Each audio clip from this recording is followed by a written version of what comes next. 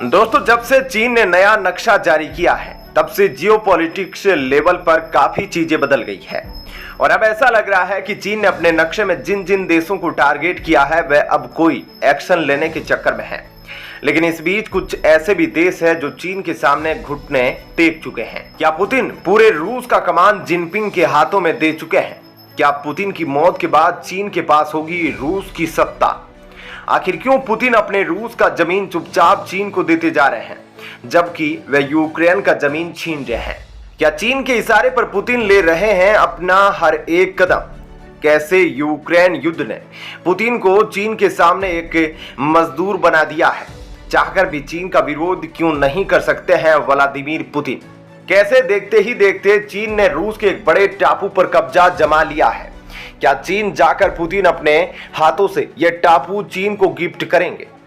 जी हां दोस्तों, यही सवाल अब पूरी दुनिया में उठ रहे हैं कि आखिर रूस को क्या हो गया है? आखिर क्यों व्लादिमीर पुतिन चीन के सामने इतने कमजोर पड़ जाते हैं? जी हां दोस्तों, बीते 28 अगस्त को चीन ने अपना नया नक्शा जारी किया और यह नक्शा ऐसा नहीं था कि गलती से जारी हुआ, बल्कि ऐसा बताया जा रहा है कि यह नक्शा बीजिंग द्वारा अप्रूव्ड था और चीन के प्राकृतिक संसाधन मंत्रालय द्वारा जारी किया गया था।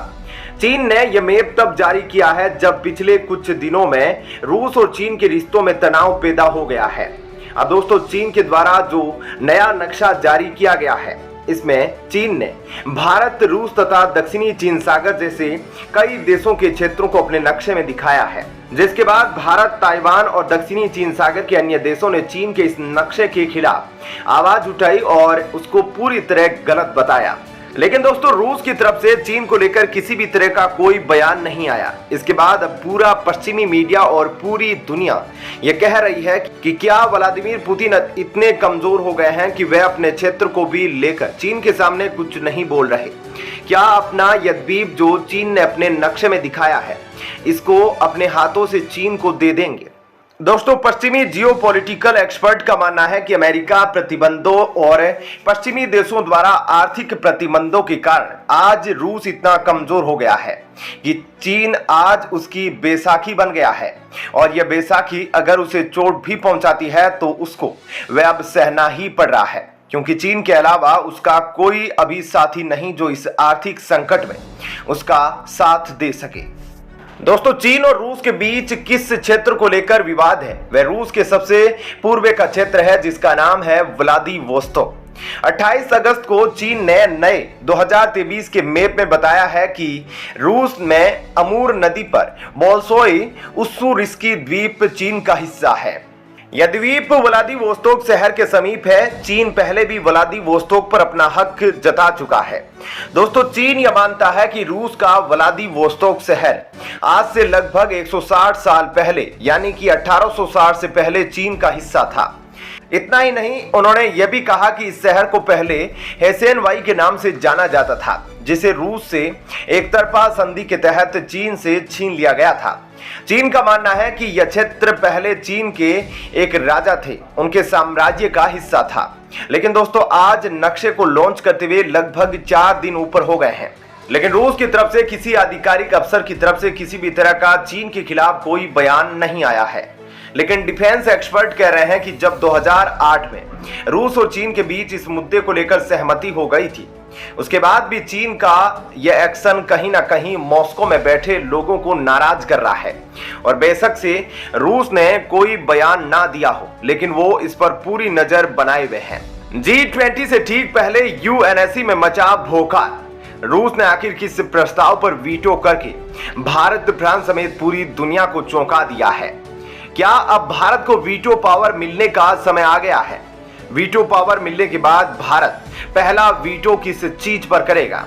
वीटो पावर मिलने के बाद भारत कैसे चीन की लंका में लगा देगा आग? जी हां दोस्तों, हाल ही में यूएनएससी में एक ऐसा पंगा हो गया जिसमें फ्रांस और रूस आमने सामने आ गए। फ्रांस द्वारा लाए गए प्रस्ताव को रूस ने वीटो करके कैंसिल करवा दिया।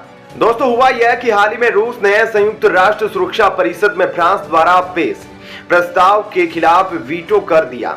दरअसल फ्रांस और यूएई ने यूएन सुरक्षा परिषद में माली के खिलाफ जारी प्रतिबंधों को एक और वर्ष बढ़ाने का प्रस्ताव पेश किया था। अब जैसे ही यूएन सुरक्षा परिषद में परमानेंट और नॉन परमानेंट सदस्यों की संख्या कुल 15 है, जिसमें से भी 5 परमानेंट है, तो अब यह प्रस्ताव आया तो 13 सदस्यों ने प्रस्ताव के पक्ष में मतदान किया, लेकिन रूस ने इसके खिलाफ वीटो कर दिया। रूस का कहना है कि यह विस्तार अंतिम होना चाहिए। मतदान से पहले रूसी स्थायी प्रतिनिधि वसीली नेम्बेजिया ने कहा था कि यूएई और फ्रांस द्वारा प्रस्तावित प्रस्ताव को अपनाना प्रतिबंध सिस्टम को और फलने फूलने देगा, साथ ही यह माली शांति प्रक्रिया के लिए बहुत ही बुरा साबित होगा, क्योंकि इस प्रतिबंध का विस्तार वहां के लोगों में और अशांति पैदा करेगा। तो वहीं दोस्तों, एक बार फिर से G20 सम्मेलन जिस तरह से नजदीक आ रहा है, उसको देखते हुए भारत की परमानेंट सदस्यता को लेकर एक बार फिर से चर्चा जोरों शोरों पर है, जहां यह कहा जा रहा है कि संयुक्त राष्ट्र संघ के परमानेंट मेंबर की सारी शर्तें भारत पूरी कर चुका है। और ऐसा इसलिए है क्योंकि बीते कुछ वर्षों में भारत ने दुनिया के प्रति अपनी जिम्मेदारी निभाते हुए एक बेहतर लीडरशिप अदा की है। अब दोस्तों, अगर भारत को संयुक्त राष्ट्र संघ का परमानेंट मेंबर बना दिया जाता है तो साफ सीधी बात है कि भारत सबसे पहले लंका, चीन और पाकिस्तान की लगाएगा और सबसे पहले पाकिस्तान के आतंकियों का सफाया करेगा। उसके बाद चीन की विस्तारवादी नीति की बत्ती बनाकर अपने कान खुजाएगा। चीन पर शुरू हुई चौतरफा कार्रवाई, भारत ने बॉर्डर पर तैनात किए 100 से ज्यादा तेजस लड़ाकू विमान, जिसमें लगे हैं बेहद खतरनाक विस्फोटक आधुनिक हथियार। आज के बाद भूलकर भी चीन कभी गलत नक्शा पास नहीं करेगा। पूरी तरह से भारत के पक्ष में आए नेपाल और मलेशिया। चीन के नए नक्शे से ताइवान और फिलीपींस में मचा है गदर। वीडियो में आगे जानेंगे चीन की असली औकात। दोस्तों, चीन ने जब से नया नक्शा जारी किया है, उसके बाद से चीन हिंद प्रशांत क्षेत्र के कई देशों के निशाने पर है और देखा गया है कि भारत ने तो काफी आक्रामक रूप से चीन को जवाब दिया है। और चीन को इस बात की कोई उम्मीद नहीं थी कि भारत इतना अग्रेसिव होकर चीन पर पलटवार करेगा। दरअसल दोस्तों, चीन के नक्शा जारी करने के बाद अचानक भारत के रक्षा मंत्रालय ने 100 तेजस मार्क 1 एयरक्राफ्ट की डील फाइनल कर ली है और यह बताया गया है कि यह लड़ाकू विमान सीधा LAC सीमा पर तैनात होंगे। इसके अलावा भारत में तेजस फाइटर जेट की संख्या अब बढ़कर 340 हो गई है और यह संख्या अब चीन को अपनी मौत के दिन गिनवा रही है। तो वहीं दोस्तों, भारत का पड़ोसी देश नेपाल, जो कि कुछ सालों से चीन के काफी नजदीक पहुंच गया था, उसने चीन के नए जारी किए हुए नक्शे पर बैक स्टेप लेते हुए इस नक्शे को पूरी तरह से निकाल दिया है और इस नक्शे को गलत बताते हुए पूरी तरह से भारत का समर्थन किया है।